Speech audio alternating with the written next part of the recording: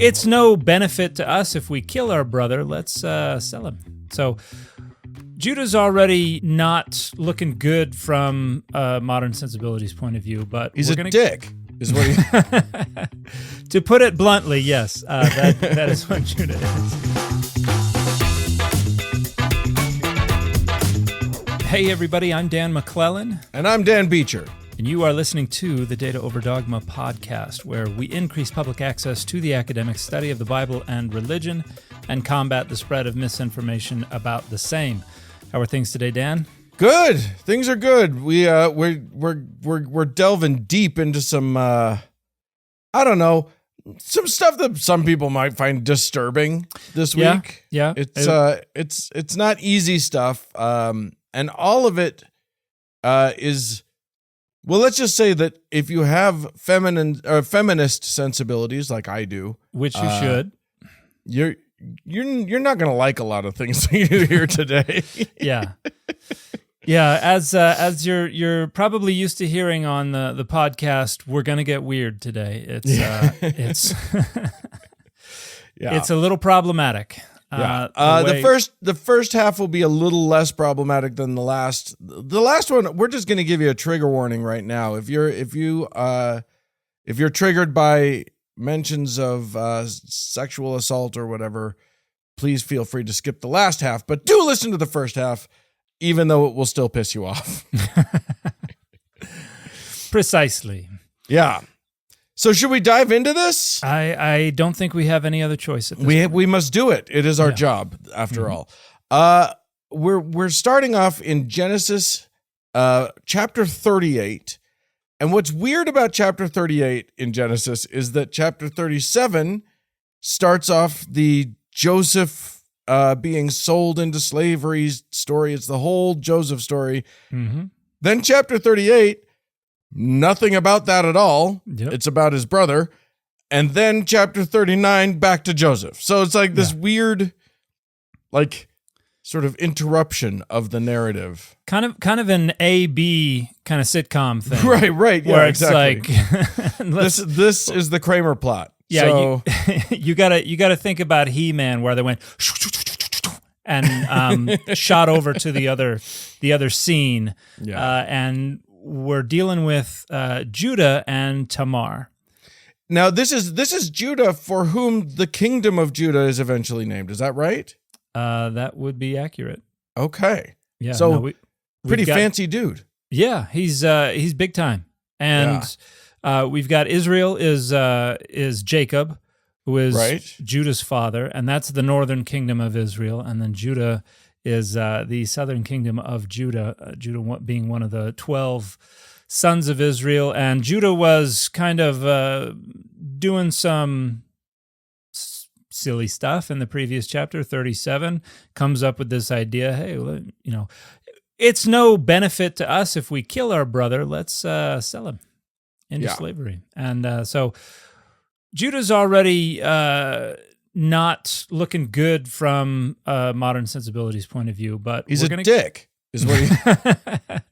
To put it bluntly, yes, that is what Judah is.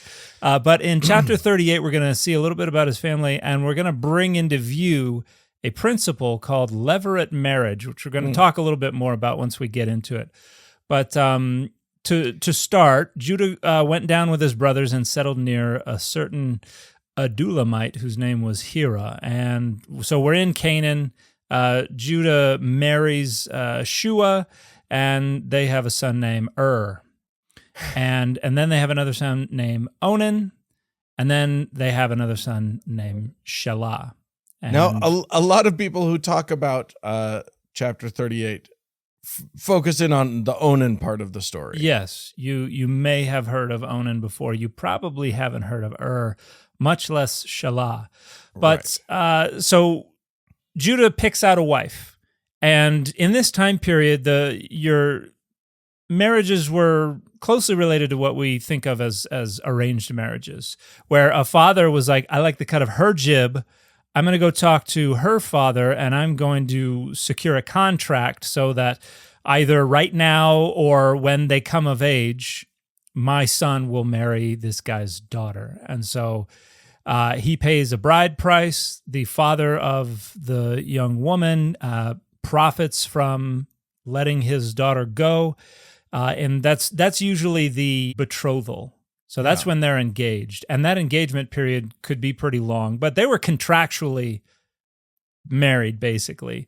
They just had to consummate the marriage and then actually go off and become part of their own household. But we got a problem. Rather tersely, verse 7 just says, but was wicked in the sight of the Lord. And so Adonai, killed him. Yeah, he got offed, which is rough. Like, this happens more than once in this chapter where God just like zaps somebody. There you go. Yeah, this is something that, when you're talking about body count in the Hebrew Bible, people will be like, oh, Satan has, only killed 8 people. God killed millions. And, this is one. Yeah. And there's going to be another before the chapter ends. Spoiler alert. But at this point, we have to talk about something called levirate marriage, because Judah has brought this woman into his household. Now, and Tamar would have had to have gone off and formed their own household, but above that, hierarchically speaking, in terms of the family, was Judah's household.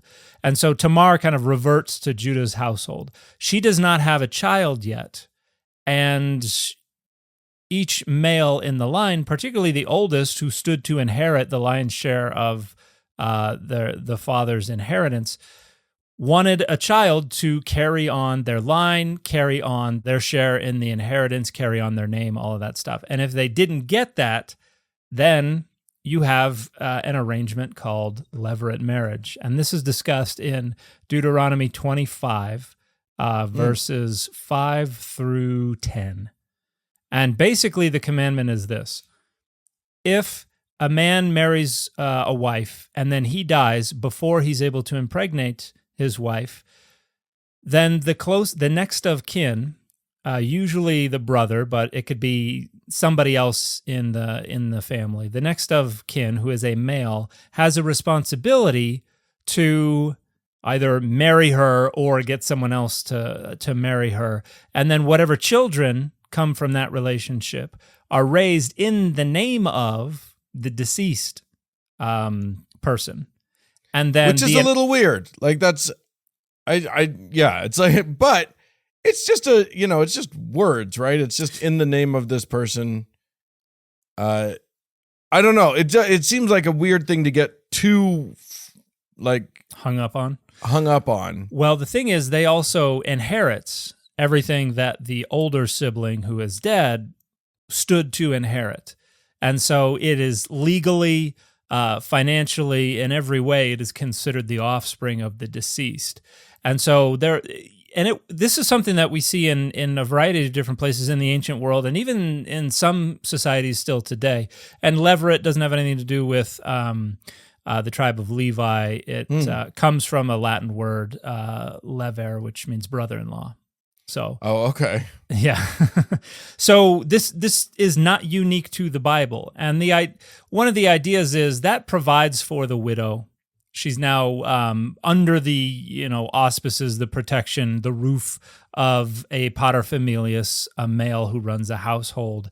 Right. And then she is going to have offspring, and they're going to be raised in the name of the deceased. And depending on exactly how it's expected to work, it's kind of a raw deal for the person who might marry this woman, because some of their money is going to go to this child who's not going to be raised in their name. Right. And, this might, the inheritance from the living brother's parents' father might skip over them to go to the son. Let's use the names of this story as our example, because I think it's getting a little bit hard to follow. My bad. We're talking. I might just be that I'm having trouble following it, right? And everyone else is fine. But has died. Onan is the next in line, and Judah's like, look, you got to go marry your widow. He's like, but Dad, he goes, shut up and do it. And so Onan goes in and marries Tamar. And then we get this peculiar story, which has been interpreted a variety of different ways, where it says, this is NRSV UE, but since Onan knew that the offspring would not be his, because it in name, legally, financially, in every way, it is Er's child. Right. He spilled his semen on the ground whenever he went into his brother's wife, so that he would not give offspring to his brother. So he's gonna take advantage of this opportunity to, the extent he can without actually causing problems for himself financially. And he commits coitus interruptus. And it seems to be, let me see if it's an iterative verb. It is, I think it's just a PL. I don't know what that means. Nothing to worry about. It just says he spilled his seed onto the ground when he went in. And in English, that could mean whenever he went in, all the times he went in. But in Hebrew, it's not exactly... it seems to be just one time. And and then the next verse says what he did was displeasing in the sight of the Lord, who's watching, obviously. Yeah. And he put him to death also. Yeah. So was just wicked. Onan was like, I'm not impregnating my my new wife. So his objection is, if Tamar has my child, then that's Er's child legally, and that child then inherits Er's inheritance, and if I don't impregnate her, then I could have another wife, and that would be my child, and my child would get everything.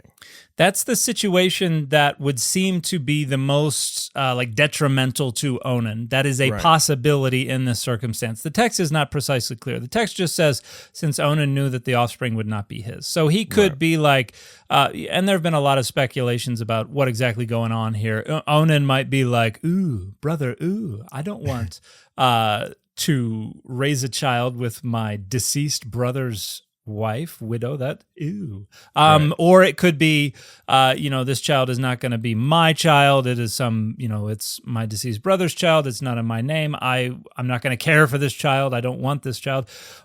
Most likely to, in my opinion, there's some kind of financial thing going on here, that it has something to do with inheritance and stuff like that. But these are all just probabilities. Speculations. Yeah, we don't know for sure. And because levirate marriage operated differently from society to society and from time to time, within this culture, it could have operated differently from town to town.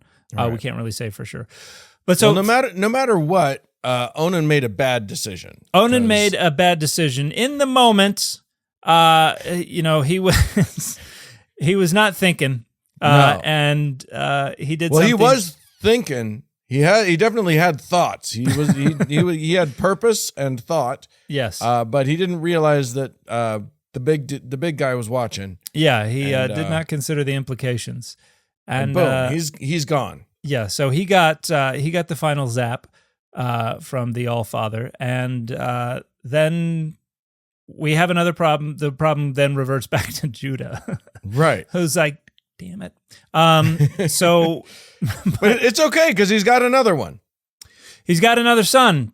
However, as the story says, Judah says to Tamar, hey, stay in your father's house until my son Shelah grows up. And according to the text, Judah was just stalling. Judah was like, every child of mine this woman touches, we find him dead with a hole in his chest, kind of Predator style. And she's saying, God done it, it's not me.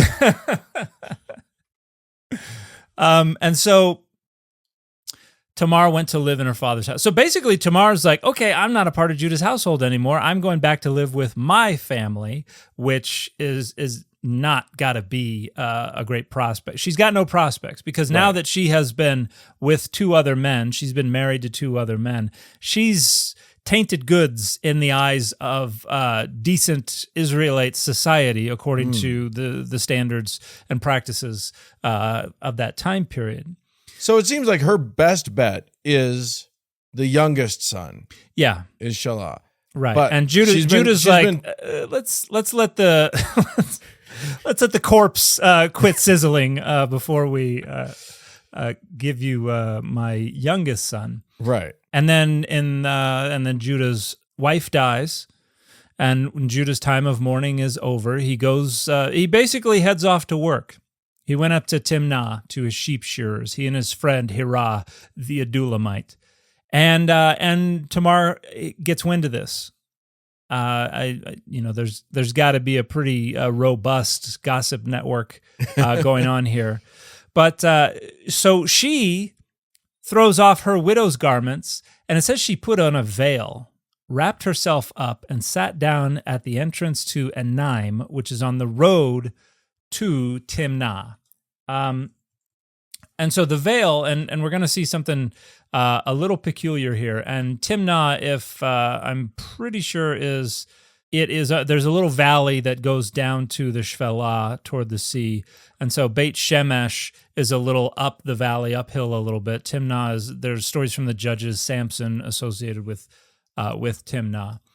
But she basically dresses up as some manner of sex worker. Right. It says she put on a veil, wrapped herself up, and then in 38:15 it says when Judah saw her, he thought her to be a prostitute, for she had covered her face. Right. Now, face coverings were not unusual. It was not like that's the uniform of a sex worker, as far as we can tell. But maybe something having to do with maybe the thickness of the veil, the fabric of the veil, the color of the veil. Maybe it just said prostitute across the front of it. Yeah, it could have.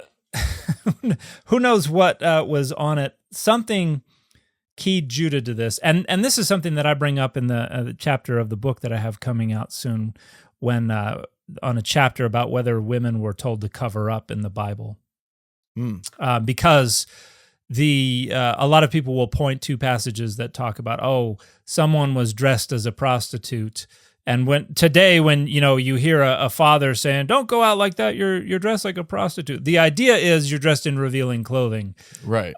As far as we can tell from this and from a couple passages in Proverbs, it sounds like "Don't go out like that. You're dressed in it like a prostitute" means you're wearing a specific kind of veil, right? Or you're wearing specific jewelry. You're or even something more like covered up. Yeah, you got more. Take some of those layers off, young lady. You look like a. Yes, indeed. So, great editing on the fly there. Thank you. Yeah, my brain was going to places that this is a family show. Yeah. Not really, because the subject matter sure ain't. But so she sits down and she's gonna intercept Judah, and she sees that Shelah with Judah going off to the sheep shearers, and he's grown up. He's plenty old. And she's like, he hasn't given him to me yet, so it sounds like this is just not in the post. And it says, when Judah saw her, he thought her to be a prostitute. She'd covered her face. He went over to her at the roadside and said, "Come, let me come into you." And this means precisely what it sounds like. This is a euphemism, but a pretty descriptive euphemism. Right. And she's like, so we got to talk price first. Yeah. And he's like, "Ooh, I left my wallet back at the sheep shearers. How about?" And he's basically giving her collateral. This is not payment. This is collateral. Says, "I will send you a kid from the flock." Okay, so that's the payment. And she says, "Only if you give me a pledge until you send it." And he says, "What collateral do you want?" She says, "Your signet." So like a seal, a ring that mark something with his identity, and your cord and the staff that is in your hand. So pretty steep collateral, if you ask me. Is a cord basically a belt? Is that what we're talking about here? Let me look at the Hebrew here. What we've got, patil. This is not a very common, something that's tied on, fine fiber. Yeah, this could be any one of a number of different things. So yeah, give me your ring. I'll take your stick and that piece of string, whatever that's doing. Give me your Jordans. And I like the look of that belt. Yeah. So Yeah, this is basically Judah is like, it's been a long day. Oh, look, a sex worker. I could use some relief. And he provides this collateral. So he's like, sure, take it. And she conceives because of his patronization. And she got up and went away. And when she got home, took off the sex worker garments and put back on the widow garments. And then when Judah was like, okay, hey, I visited this sex worker. I told her I would give her one of our goats. So I'm going to take that goat right there. And he goes back and he can't find her. And he asks the townspeople. Well, he sends his buddy back. I by his friend, the Adulamite. He asked the townspeople, where's the prostitute who was at Enaim by the wayside? But they said, ain't no prostitute here. Yeah, we've never had a prostitute. Are you kidding me? Have you ever seen Amazon Women on the Moon? Oh, maybe. There's a great skit with Arsenio Hall where he gets home from work in his apartment and the phone rings and he's like, hello. He's like, oh no, there's nobody by Sheila here. And then and he's having just like a progressively worse day that ends up with him falling out of his window and dying. But the phone rings in the middle of all of this calamity, and every time he's like, ain't no Sheila here, man. And so yeah, no prostitute has been here. So he was like, huh, and goes back to Judah, says, I can't find her. I guess you get to keep the kid. But and she's got like, your ring and stuff. So yeah, and verse 23 says, let her keep the things as her own. Otherwise, we will be laughed at. You see, I sent this kid and you could not find her. He's like, I don't want to make a big deal out of this. Yeah. I don't. Okay, let her have it. It's don't fine. want to post on Facebook, hey, I patronized this sex worker the other day. He's on neighbor.com. Does anyone know where the woman with the veil is? I owe her a goat. Yeah. And then 3 months later, Judah is told, hey, man, your daughter-in-law Tamar has prostituted herself. Moreover, she is pregnant as a result of prostitution. And Judah immediately bring her out, let her be burned. Yeah, which is rough. Yeah. Like considering the fact that even if he, doesn't know who she is, which he doesn't, like you participated in one half of just such an arrangement. Why are you getting all Bernie about everything? So it's there's some pretty rank hypocrisy here when he is basically treating this like a stop off at the bar to have a beer before going home. And then he's like, "What? You've been selling beer? We're gonna have to execute you." It does feel like. Let me ask you this: in the world of the levirate marriage, since that's sort of part of what we've been talking about, would had she, if it weren't his child, if it was just she had just prostituted herself and conceived, would that child then be considered Er's child? No. No. Okay. No. Yeah. So levirate marriage is not just first come, first served. It is supposed to be within the kinship line. So this is actually what we have with the story of Ruth and Boaz. Have we ever talked about Ruth? We need to do a Ruth. Yeah, we need to do a Ruth. Get to Ruth. Yeah. So anyway, Boaz is not the closest of kin to Ruth's deceased husband. And we have this scene where he goes to the closest of kin and he's like, meh. And the closest of kin goes, nah. And so then they've got to have this ritual where he takes off his sandal and gives it to him. But because Boaz is in the kinship line, that's what makes him eligible to actually fulfill the levirate marriage. Because otherwise, it's just another marriage. And I guess that comports with the sort of the theme that we have oft talked about on this, which is that the woman, the woman is kind of meaningless in this, other than just sort of as a vessel and a piece of property. Like her contribution is not anything. Yeah. So it's about the line, the masculine line, the men in this familial sort of line. Yeah. And her personhood is basically established upon her ability to facilitate the procreation of her husband. Right. And so her agency and her will is virtually null. But as this story shows, her agency and her will is active. It may not be very respected, but she's actually going to exploit this rather patriarchal system of expectations and rules and everything to get to protect herself. And she's going to be recognized as the more righteous one for that. So basically they bring her in, say, hey, we got to burn you. And they bring her before Judah, and she says, hey, check these things out. It was the owner of these things who impregnated me. And here's what the NRSV UE at the end of verse 25 says. And she said, take note, please, whose these are, the signet and the cord and the staff. Do note, if you would. Yeah. Point of order. It does take a lot of self-containment to be facing burning death and go, could you please take note of the following?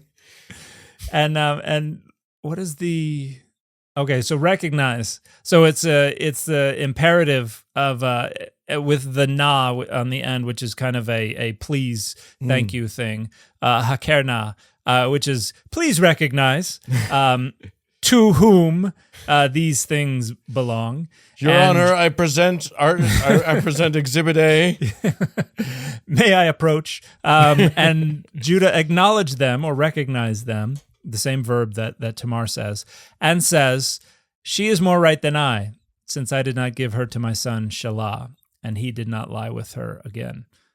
Odd note at the end of the verse. Saying Judah decided not to go it again, but Judah immediately recognizes, and this is a literary creation. Right. They're telling this story the way that the story needs to go to advance the narrative.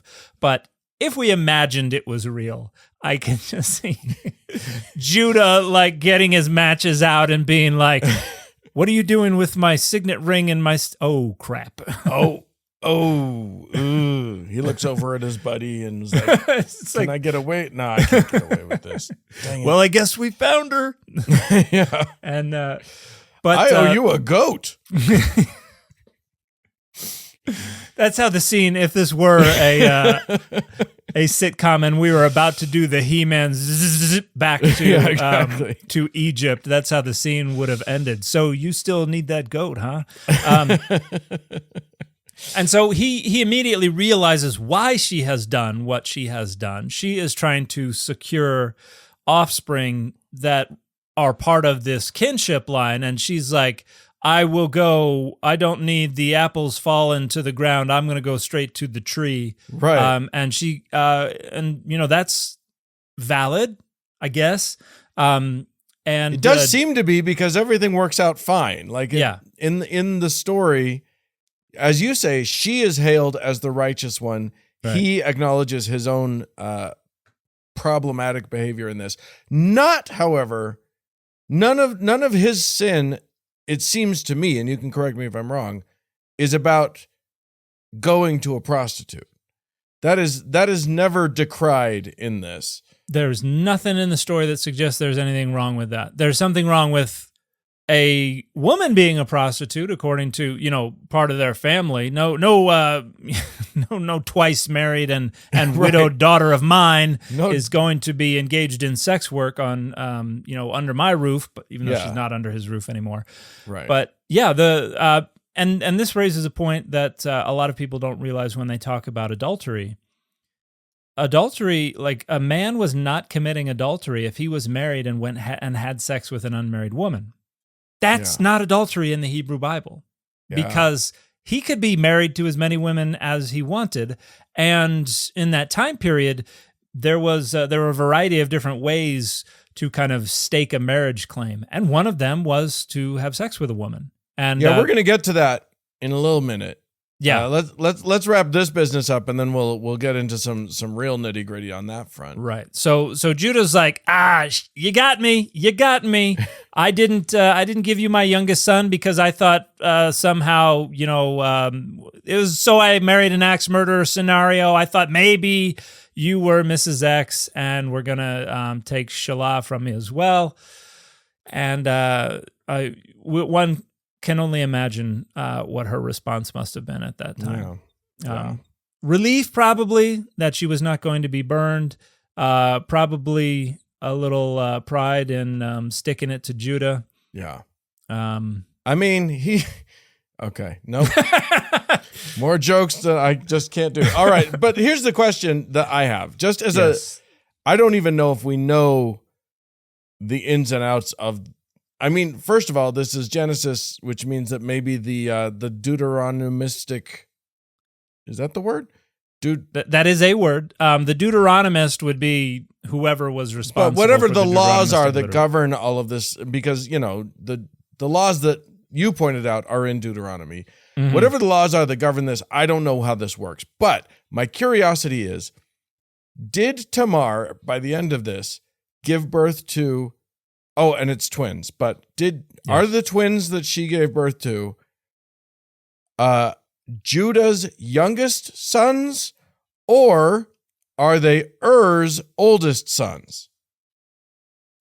So there's not a marriage there. Yeah, this I think is an interesting question because I mean the act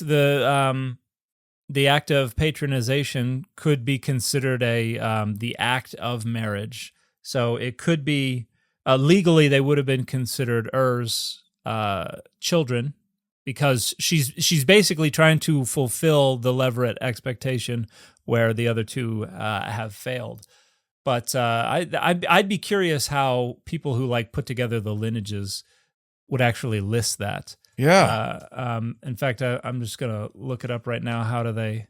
I mean, the question makes sense, right? Mm-hmm. Oh yeah, it makes sense. So I mean, because she could then be his wife, Judah's wife, but if Onan's kid was going to be then considered legally Er's kid, yeah, who knows? That's. So if we look in the genealogy in Matthew 1, it actually lists Perez and Zerah as Judah's children. Okay.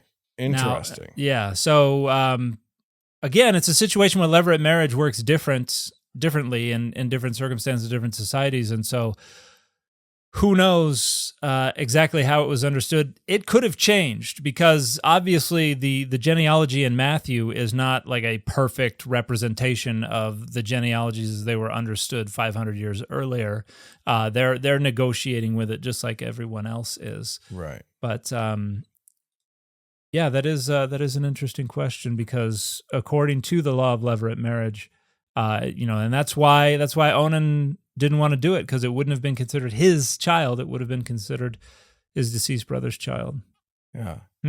So if they had been Shelah's kids, then they would have been Er's kids. But since they were dad's kids, then they're dad's kids, and they don't get the firstborn's share; they get the lastborn's share. Probably. Yeah, I get that is an interesting consideration. Anyway, now again, this is all literary fiction. So okay, fine. I'm just trying to explore the rules implications. Here, yeah. And this, they're more like guidelines than rules. Sure. This is something that I always point out when I'm teaching biblical Hebrew. By the way, going to be teaching biblical Hebrew starting August 5th. So anybody out there who wants to learn some of this, the language isn't built on a foundation of rules. Language just does what language is going to do, and then we turn around and look back at it and try to identify patterns. Right. And then we say, these are the rules, when really it's like, these are the tendencies. Yeah. And all tendencies have exceptions. So, but yeah, that's the story of Judah and and Onan and Tamar and not Shelah. Right. So, and the story of levirate marriage, which this is this and Ruth are the two stories where levirate marriage bubbles to the surface within the Hebrew Bible. Would levirate marriage have covered kind of everybody? Would that be a standard like thing, or did it apply only in certain circumstances, or only if invoked by the widow, or like was it, or the widow, as if she had a choice in the matter, by the family or whatever? That's another unknown. We see what's in the text, and according to the text, it sounds like this is the law. This is what is expected. But we already know that Deuteronomy is a pretty ambitious set of laws that probably wasn't ever enforced. And so we probably had, each tribe probably had its own way of making it work. And it's also probably something that often flew under the radar. You know, you probably had situations where somebody died and the dad and the daughter-in-law were just like, let's just right. Let's not worry about this. And you know, nobody would have gotten upset. The curtain twitchers across the street might have tried to raise some complaints, but yeah, who knows? Well, it almost seems like, just reading the text, it almost seems like Judah is just making this decision.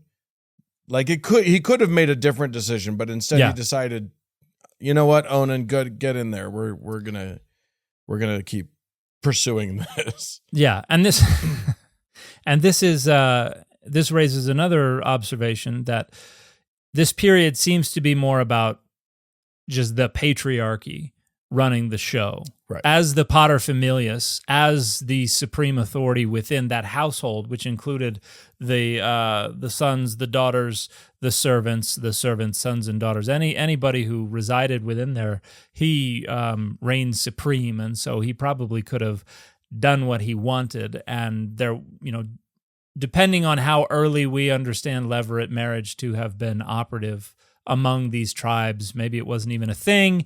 Maybe if it was a thing, the elders were kind of like, hey, you got that option if you want. We don't know for sure. But Deuteronomy 25 is probably later than this story. Okay. But yeah. All right. Well, there you go. There's the story of that.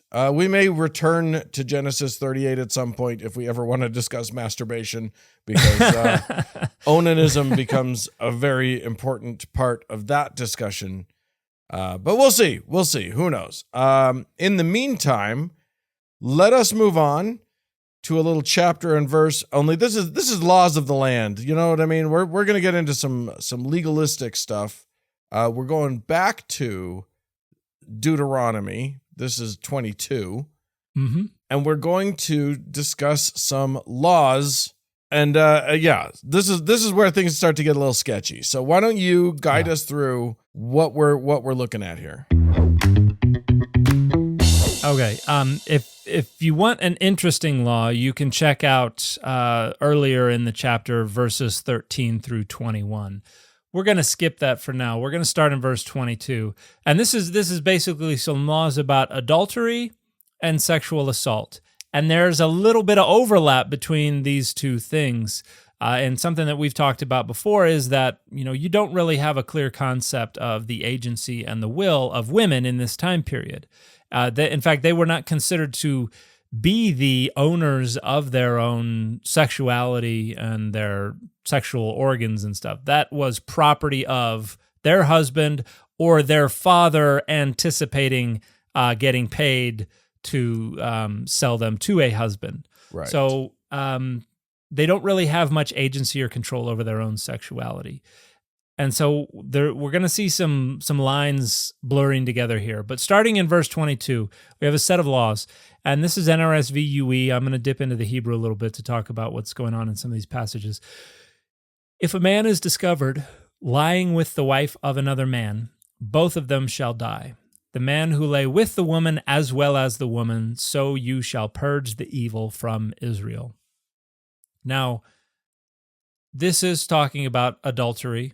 And we just talked about how if a married man is lying with a woman who's not married, that's not adultery at all. We're going to get to what's going on there. But this is just saying, yeah, they both must die, so shall you purge the evil from Israel. And the idea here seems to be similar to what we have going on in the holiness legislation, which is this idea that this act generates a kind of metaphysical contaminant that gets out onto the actual land and pollutes the land, and the land can only stand so much of it before it will vomit you out.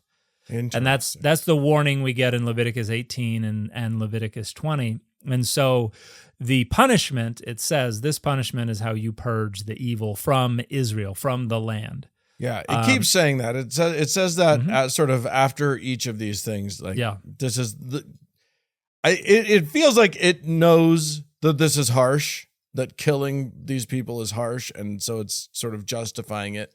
Yeah, in that way. It is interesting that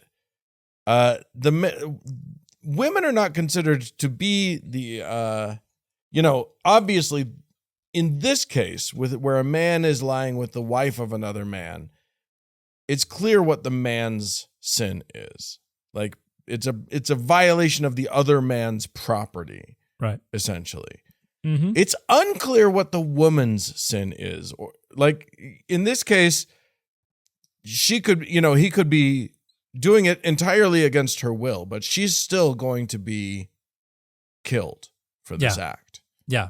And it just does not address whether or not this was consensual.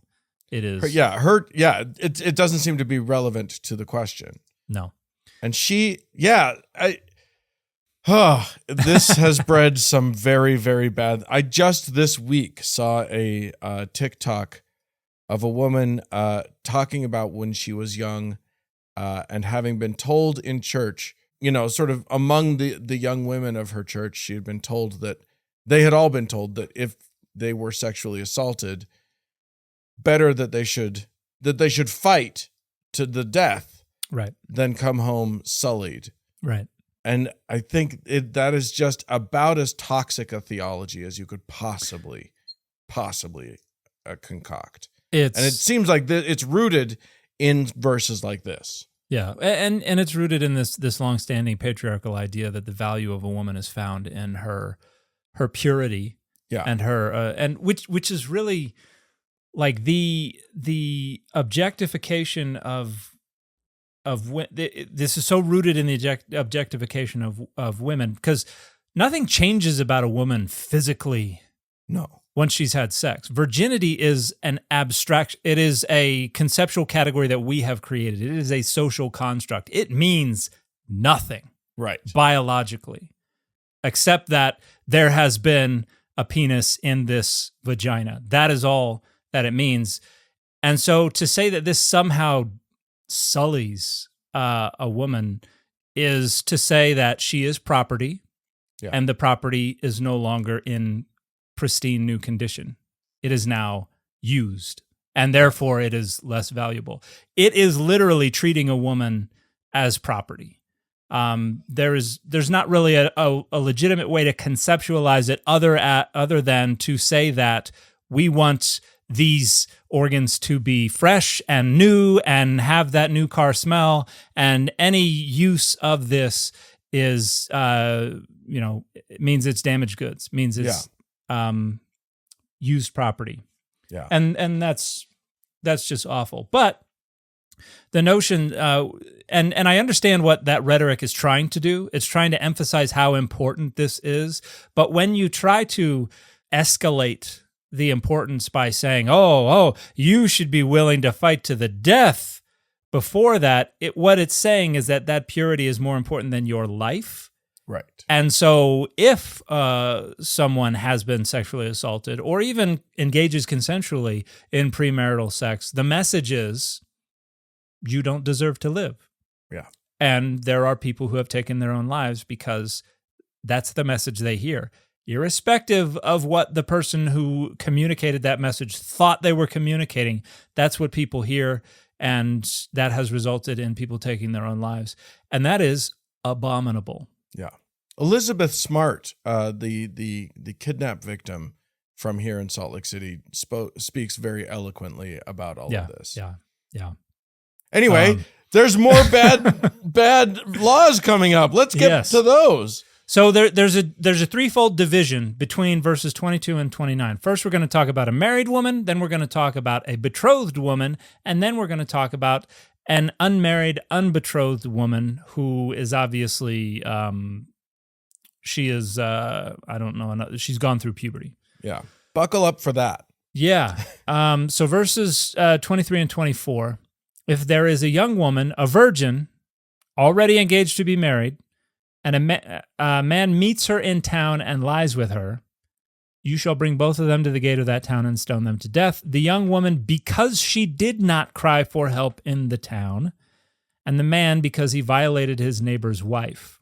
So you shall purge the evil from your midst. And here, the fact that this is a property crime against a man is made explicit.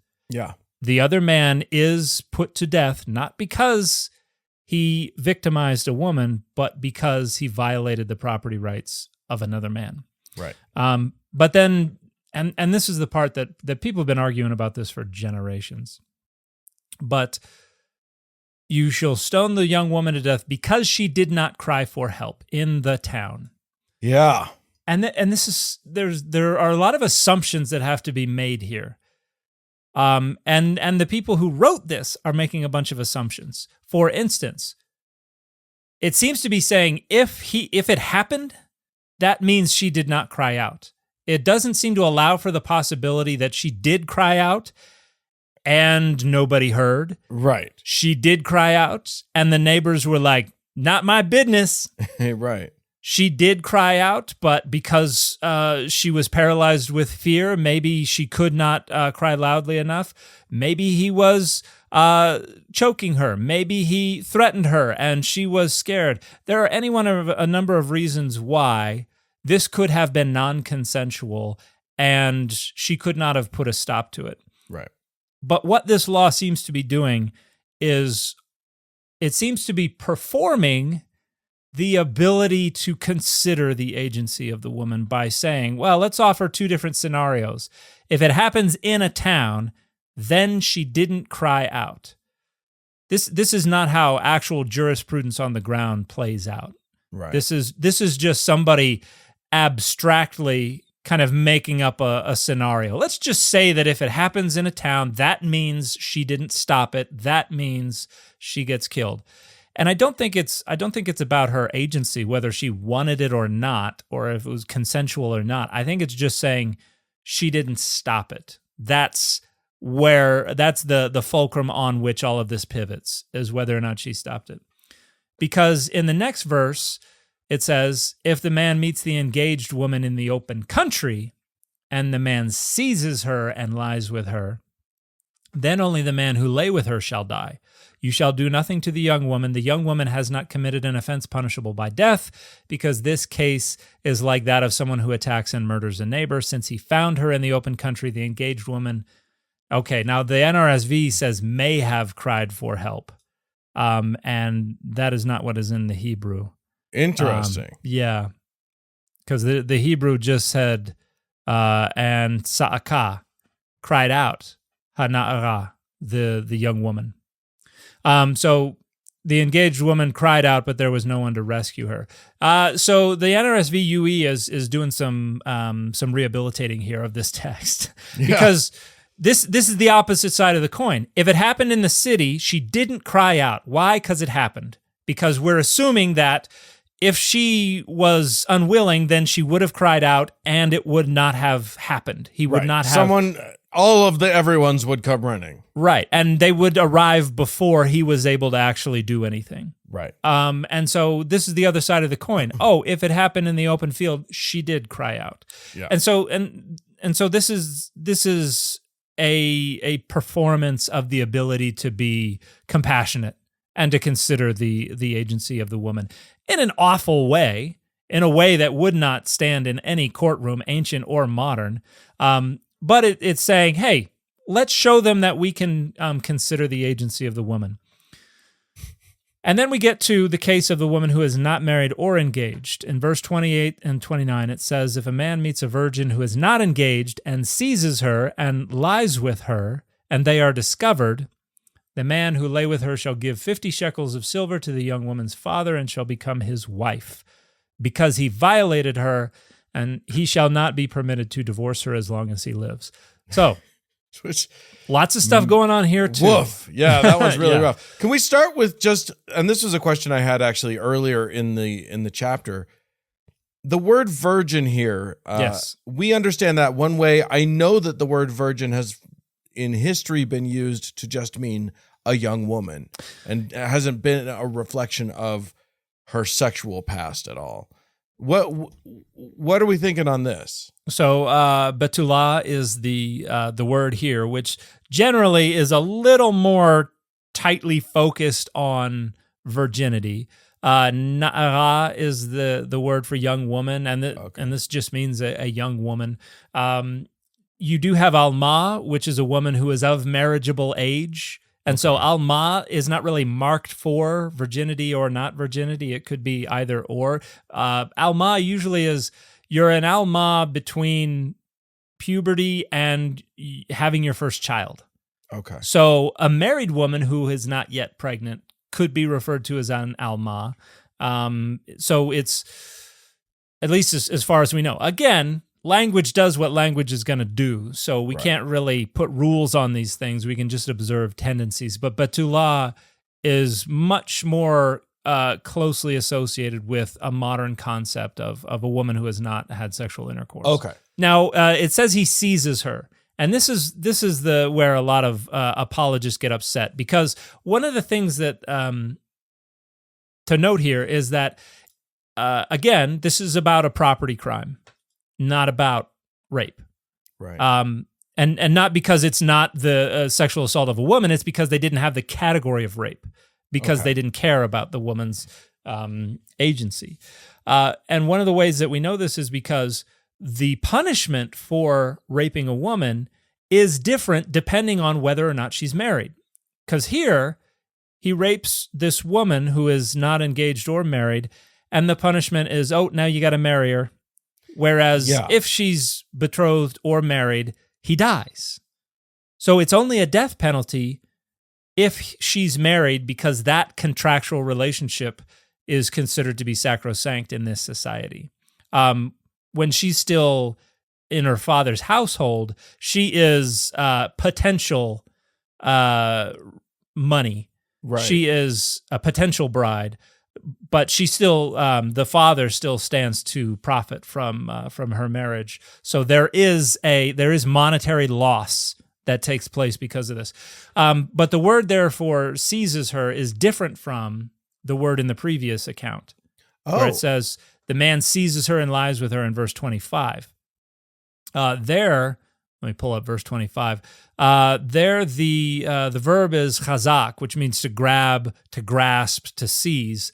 And in verse 28, the verb is tafas, which also means to grab, to grasp, or to seize. Now, the reason that apologists think that they have an out here is because tafas can be used to mean to handle or to hold. And so they're like, it's talking about, just caressing this woman, not seizing her. The problem with that none of them ever seem to note is that it only ever means to handle or to hold when the direct object is an inanimate object. Right. Every single time this verb is used with a person as a direct object, it means to grasp, it means to hold them against their will. It means to physically restrain them. Okay. So this unquestionably is referring to sexual assault. And a lot of people will say, well, does that mean that it is consigning a victim of rape to marrying her rapist? That's kind of taking this law and turning it around. And there are a couple of things to say here. Kinda, because as a victim of rape, she is now tainted goods in the eyes of this society, and so she is not eligible for proper Israelite marriage anymore, and that's why the punishment is that the man must marry her and cannot divorce her as long as she lives, because he has, when it says violated her, that's the verb ana, and this, in my opinion, it's used to mean humiliated, humbled, all this kind of stuff. In my opinion, this verb has to do with the violation of her virginity, her sexual purity, or something like that. And so saying that has been violated is saying she's no longer eligible for proper Israelite marriage. And so he has to marry her so that she is provided for. It is providing a way for her to be taken care of. She's going to be a part of a household. She's not going to be a drain on her father's house anymore. She's going to be a part of another household and be taken care of. Which, seen purely through the lens of economy, is a boon. But that's not the lens I think that most modern people would see this through. Absolutely. And again, coming back to the fact that the authors of these passages are writing this for propagandistic purposes. These are not laws that are ever going to see the inside of a courtroom. These are laws. This is the 10 Commandments being posted on the outside of the courtroom. They have nothing to do with what goes on inside the courtroom. They're for show. These are the show laws. Right. And so these are being written by people who don't know anything about this, which is why they're like, oh yeah, if it happens in a city, it means she didn't stop it. She didn't cry out, because if she cried out, obviously somebody would have stopped it. So these are not people who are taking this incredibly seriously. These are not laws that will function within the jurisprudence on the ground. However, we do have something in Exodus 20, I think it's 22:16, a very similar law where it says that if a man seduces a virgin, and the word for seduce is patah, which means to entice, to deceive. If he seduces her and lies with her, he shall give the bride price for her and make her his wife. But if the father refuses to give her to him, he shall pay an amount equal to the bride price for virgins. Now, if we go back to Deuteronomy 22, I think it actually says it's much higher than the bride price.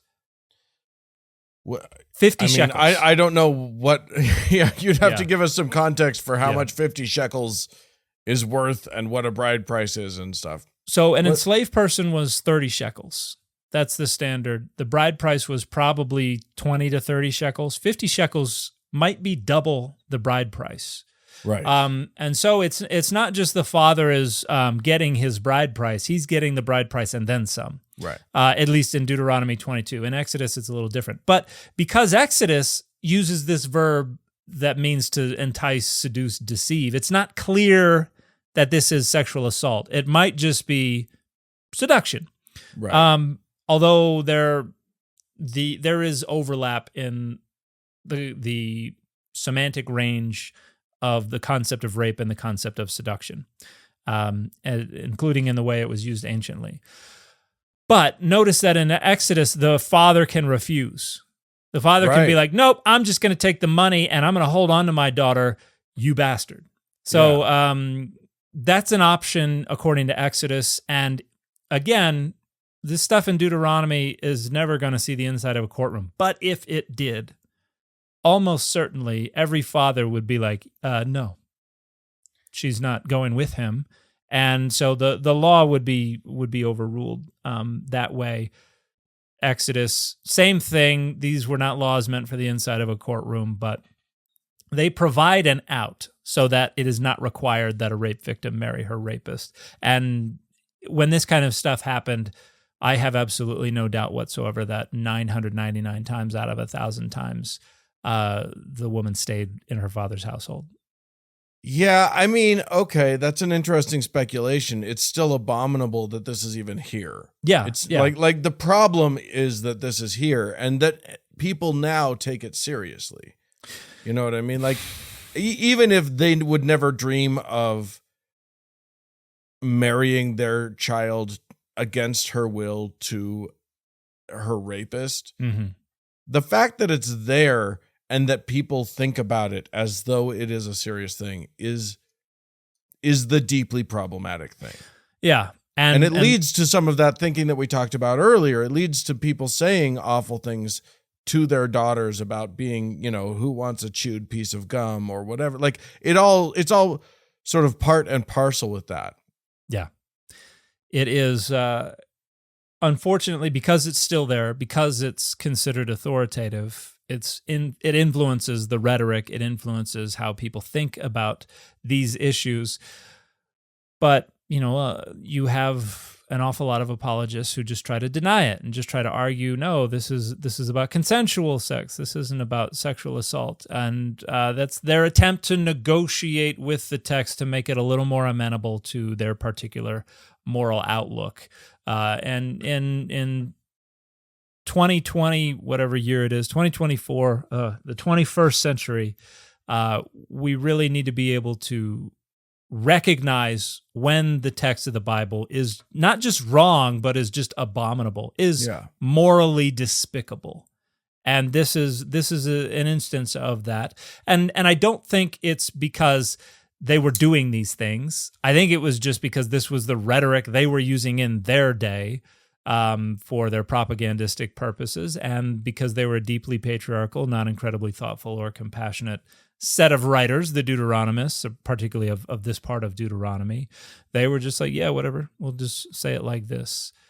But I think I guess that's the important takeaway right here is that you, a believer, is I think we can say it is the editorial position of this podcast that it is safe and moral to jettison this from our belief systems, at least in terms of like having any control over how we think about things now. Yeah, I think it is a moral imperative to do so. I think it would be immoral not to do so. And the people who want to argue with that are going to try to turn the text into something that it is not in order to try to get around that. So lots of problems with the way that these texts are deployed. Right.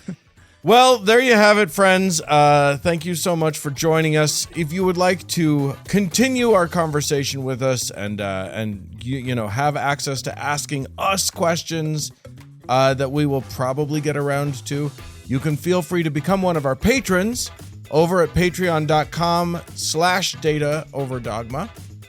Where you can receive the after party, which is the extra content, the bonus content that we do every week, as well as get access to an early and ad-free version of every episode of the show. If you'd like to write into us about anything you've heard here, please feel free to do so. Contact at dataoverdogmapod.com is the way to do that. And we'll talk to you again next week. Bye, everybody.